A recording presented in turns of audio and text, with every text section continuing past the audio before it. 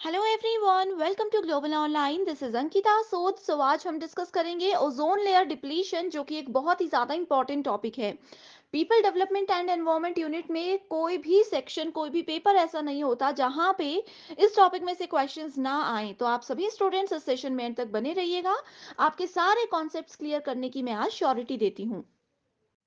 इस एग्जाम को क्वालिफाई करने के लिए पेपर वन पर ज्यादा ध्यान दीजिएगा क्योंकि 100 में से आप इसमें आसानी से 80 प्लस स्कोर करके अपना सिलेक्शन पक्का कर सकते हो। सो पेपर वन प्रिपरेशन के लिए कंप्लीट कोर्स हमने लॉन्च किया है जिसमें फुल सिलेबस वीडियो लेक्चर्स हम आपको देंगे। हिंदी इंग्लिश दोनों लैंग्वेजेस में कोर्स अवेलेबल है।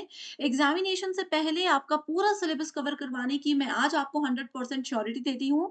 फुल सिलेबस नोट्स है, फुल सिलेबस मॉक टेस्ट आपको मिल जाएंगे जिसमें से as it is question exam में पूछे जा सकते हैं। ये वीडियो लेक्चर्स में भी पहले आपके थ्योरी कॉन्सेप्ट्स क्लियर करवाए जाएंगे जो कि बहुत ही इजी लैंग्वेज में होंगे, ट्रिक्स के साथ आपको याद करवाई जाएंगी चीजें। साथ ही वीकेंड पे आपके लिए मॉक टेस्ट और एमसीक्यू सीरीज भी लाई जाएगी ताकि जो पूरा वीक आपने पढ़ा है उससे बहुत अच्छे से आपकी रिवीजन हो जाए। 2000 प्लस एमसीक्यू क्वेश्चन बैंक में हम आपको देते हैं previous year questions, most repeated questions और एक्सप्लेनेशन के साथ। यहाँ पर सारे क्वेश्चंस आपको मिल जाएंगे एंड इसमें से भी as it is questions exam में पूछे जाते हैं। इसके लिए आपको सिर्फ एक ही बार फीस देनी है, 2000 रुपए। जब तक आपका एग्जाम क्वालिफाई नहीं हो जाता तब तक आप इसका फायदा उठा सकते हो। फ्री वीडियोस के एक्सेस के लिए ग्लोबल ऑनलाइन ऐप को डाउनलोड कीजिए। स्टोर सेक्शन पर सर्च बार में आपको कोर्स का नाम लिखना है। इस कोर्स के अच्छे से आप लोग ओवरव्यू को जरूर पढ़िएगा। इसकी ड्यूरेशन 6 मंथ्स है। कंटेंट पर क्लिक करने के बाद आपके सामने मेरे सेपरेट सेशंस आ जाएंगे। इसमें अभी 150 से ज़्यादा सेशंस आपको मिलते हैं एंड मैं आपको श्योरिटी देती हूँ कि इन लेक्चर्स के अलावा आपको कुछ भी कहीं से भी पढ़ने की ज़रूरत नहीं है। आपको यहाँ पर फुल सिलेबस मॉक टेस्ट मिल जाएँगे दोनों लैंग्वेजेस में, फ्री डेमो वीडियोज़ अलग-अलग एजुकेटर्स की आपको मिल जाएगी। 2000 एमसीक्यू पीडीएफ है, हिंदी एंड इंग्लिश दोनों लैंग्वेजेस में, यूनिट वाइज़ फ़ोल्डर्स हैं, जहाँ पर आपको थ्योरी लेक्चर्स अलग हैं, एमसीक्यू सेशंस आपको अलग मिल जाएँगे, मॉक टेस्ट हैं और इवैल्यूएशन टेस्ट है जो कि एग्ज़ाम को क्वालीफाई करने के लिए काफ़ी है। तो स्टूडेंट्स जल्दी से आप गिवन नंबर्स पर कॉन्टैक्ट करके हमारी टीम से इस कोर्स की पूरी जानकारी ले सकते हो एंड जल्दी से इस कोर्स को जॉइन भी कर सकते हो। सबसे पहले मैं आपको बताती हूँ कि ओज़ोन लेयर यानी कि ओज़ोन परत होती क्या है? अब देखो, ये हमारी पृथ्वी है। पृथ्वी से कम 15 से 30 किलोमीटर की दूरी पर एक लेयर होती है जिसको ओज़ोन लेयर यानी कि ओज़ोन परत कहा जाता है। ये लेयर करती क्या है? अब सूर्य, आपको पता है कि सूर्य क्या है? एक आग का गोला है। बचपन में सबने पढ़ा है, सूर्य एक आग का गोला है एंड सूर्य से जो किरणें हमारी पृथ्वी पर आती हैं, ये किरणें, आपको पता है, गर्मी में इतनी ज़्यादा गर्मी हो जाती है कि हम दिन के समय बाहर नहीं निकल सकते। तो ओज़ोन लेयर क्या करती है? सूर्य से जो किरणें आती हैं, उसमें कुछ नुकसानदायी किरणें भी होती हैं जो कि अल्ट्रा वायलेट रेज़ होती हैं। नुकसानदायी अल्ट्रा वायलेट किरणें होती हैं जिनको हमारी पृथ्वी में अंदर आने से रोकती है ओज़ोन लेयर। अब आप बोलोगे कि सूर्य की किरणें तो हमारी पृथ्वी पर आती ही हैं, तो ओज़ोन लेयर क्या कर रही है? तो देखो, कुछ किरणें हमारी पृथ्वी पर आती हैं, जितनी हमारी पृथ्वी में रह रहे इंसानों, जीव-जंतुओं, पेड़-पौधों के लिए ज़रूरी हैं। जो नुकसान देने वाली किरणें होती हैं, उनको रोकने के लिए ये ओज़ोन परत बहुत ज़्यादा ज़िम्मेवार होती है। लेकिन अब क्या हो रहा है? ओज़ोन लेयर के बारे में तो हमने पढ़ लिया, बहुत ज़रूरी लेयर ये होती है अपनी पृथ्वी को बचाने के लिए। अगर ये ओज़ोन लेयर ना हो तो सूर्य की डायरेक्ट किरणें हमारी पृथ्वी पर पड़ेंगी, जिससे कि इंसानी जीवन जीना भी मुश्किल हो जाएगा, पेड़-पौधे मुरझा जाएँगे, पशु-पक्षी का जीवन जो है मुश्किल में पड़ जाएगा, बहुत से लोगों को स्किन प्रॉब्लम्स, ये सब चीज़ें हो सकती हैं, ये एक रिसर्च के दौरान कहा गया था। देखते हैं डेफिनिशन में क्या कहा गया है। Ozone layer is a region in the earth's stratosphere.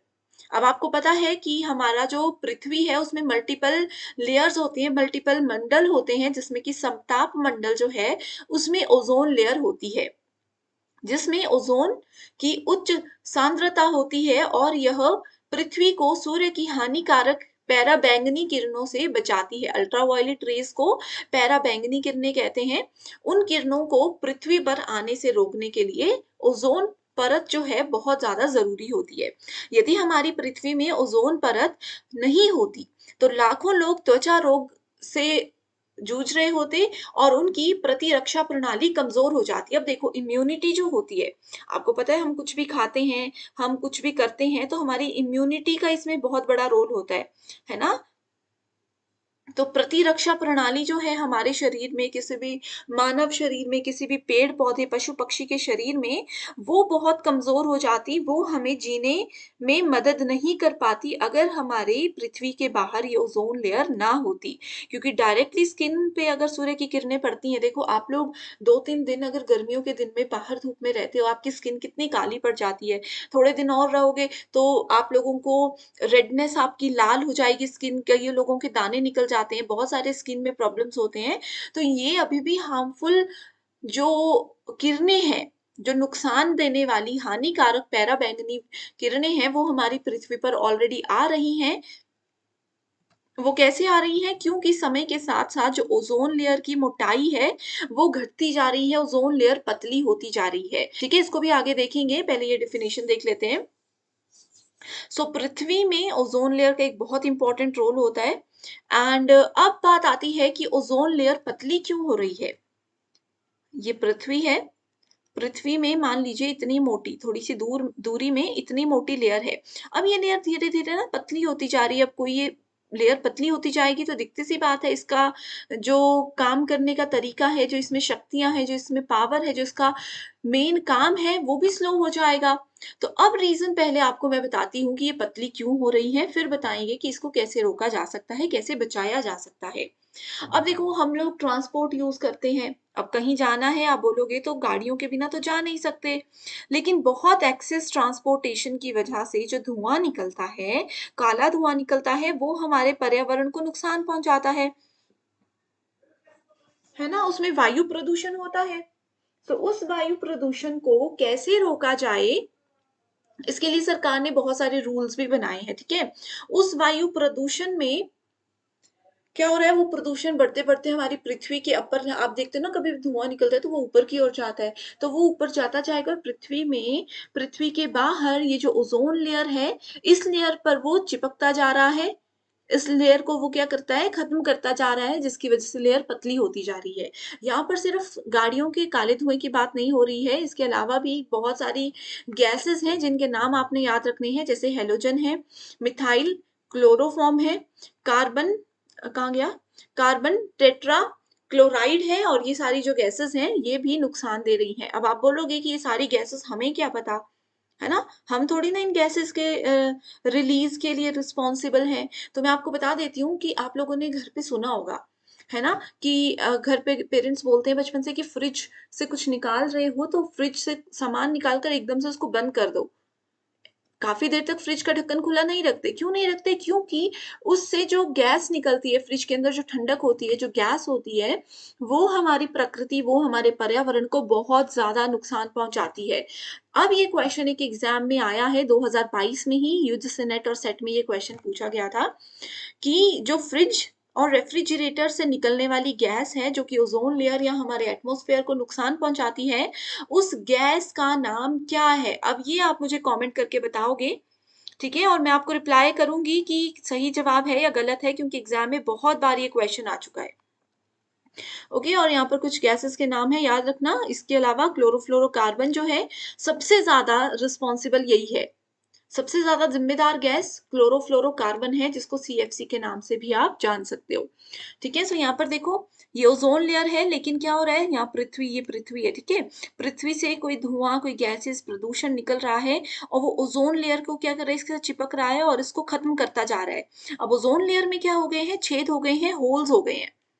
ठीक है? जैसे ये गैप आ गया है, मान लीजिए यहाँ पर भी गैप आ गया है। अब सूर्य की किरण जब अंदर आएगी, यहाँ पर पड़ेगी, इस एरिया में पड़ेगी, तो वो क्या होगा? यहाँ पर गैप है, यहाँ पर छेद है, तो वो सूर्य की किरण क्या है? डायरेक्टली हमारी पृथ्वी पर पड़ रही है।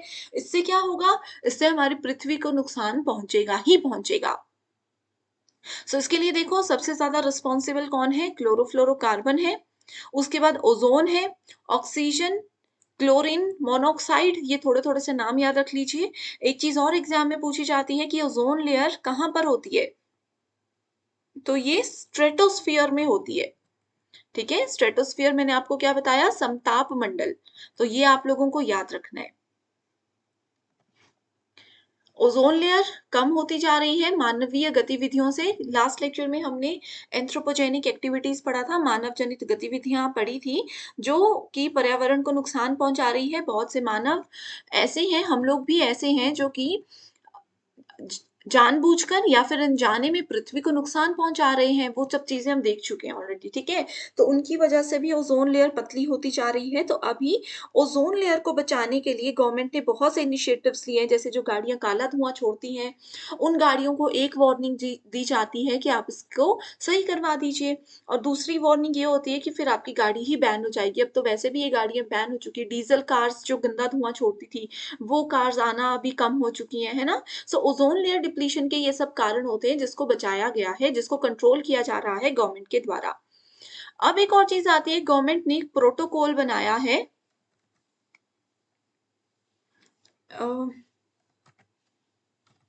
ओके, इसको आप लोग देख सकते हो कि गवर्नमेंट ने एक प्रोटोकॉल बनाया हुआ है, जिस प्रोटोकॉल प्रोटोकॉल का मतलब होता है रूल, एक नियम, ठीक है? एक कमेटी सी, जिसको हम सिंपल लैंग्वेज में बता सकते हैं आपको समझाने के लिए।